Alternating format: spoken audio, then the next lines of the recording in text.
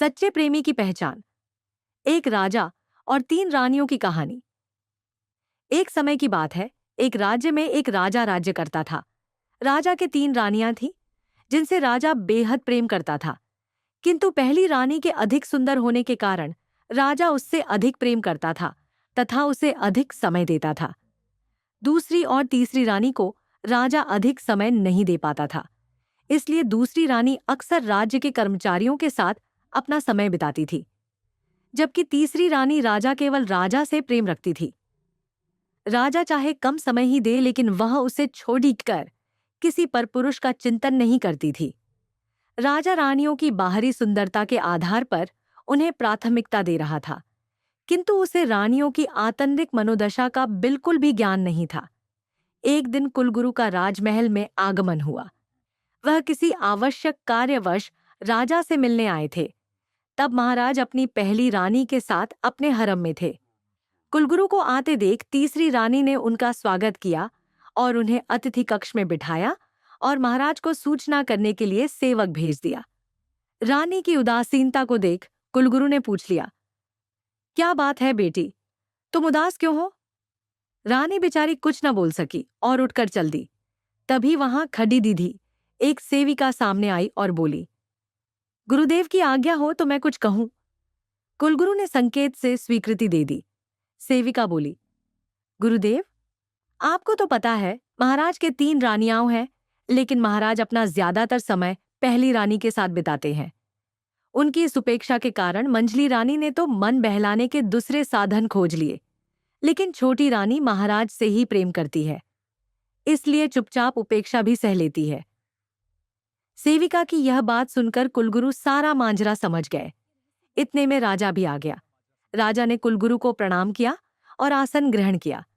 कुलगुरु बोले, राजन, मुझे लगता है आपके जीवन में एक महत्वपूर्ण अध्याय सीखना बाकी रह गया है।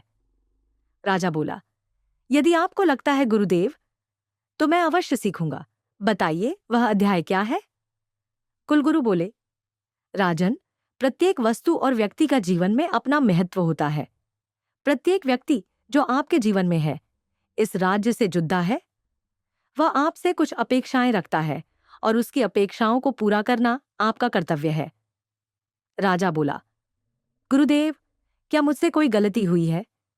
कुलगुरु बोले, राजन, अपने निजी प्रेम और आकर्षण के कारण अपेक्षा रखने वालों की उपेक्षा करना उचित नहीं है। आपके तीन रानियां हैं तो आपको उन्हें उनकी अपेक्षा के अनुसार समय देना चाहिए। इतना कहकर कुलगुरु चले गए। राजा को बात तो समझ आ गई, किंतु राजा ने इस ओर कोई ध्यान नहीं दिया और पहली रानी में ही लगा रहा।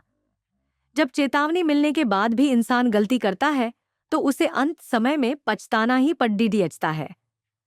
कुलगुरु ने चेतावनी दी, लेकिन राजा नहीं समझा। आखिर एक दिन राजा अचानक बीमार पड्डीडी गया। सारे राजवैद्य राजा की चिकित्सा करने में असमर्थ थे।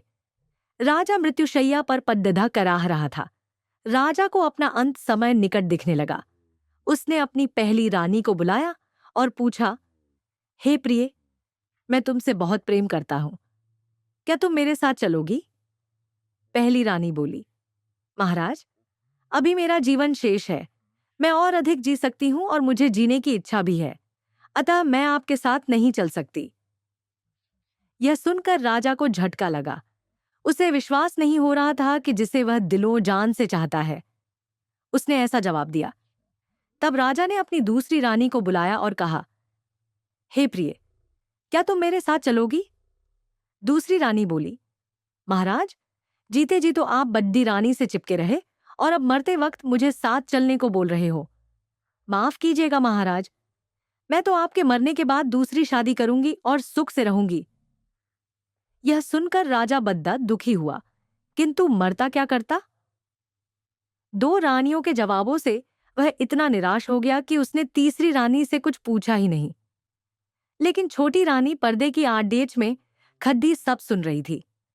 वह बिना बुलाए महाराज के पास आई और आंसू बहाते हुए बोली, महाराज, मैं चलूंगी आपके साथ। यह सुनकर राजा फुट फुट कर रोने लगा। जिसे मैंने कभी दिल से चाहा नहीं, वो मेरे साथ मरने को तैयार है। अब उसे कुलगुरु की वो बात याद आई जो उन्होंने कही थी, अपने निजी प्रेम और आकर्षण के कारण अपेक्षा रखने वालों की उपेक्षा करना उचित नहीं है। अब राजा को प्रेम का असली मतलब समझ आया। तभी कुलगुरु एक वैद्य को लेकर आए। उन वैद्य जी की चिकित्सा से राजा ठीक हो गया। अब राजा के जीवन में पहला स्थान छोटी रानी का था। शिक्षा। इस कहानी से बड़ी ही महत्वपूर्ण शिक्षा मिलती है। अहमियत उन्हीं को दो जो उसकी अपेक्षा रखते हैं। प्रेम उनसे मत करो जिन्हें आप पसंद करते हो, बल्कि उनसे करो जो आपको पसंद करते हैं।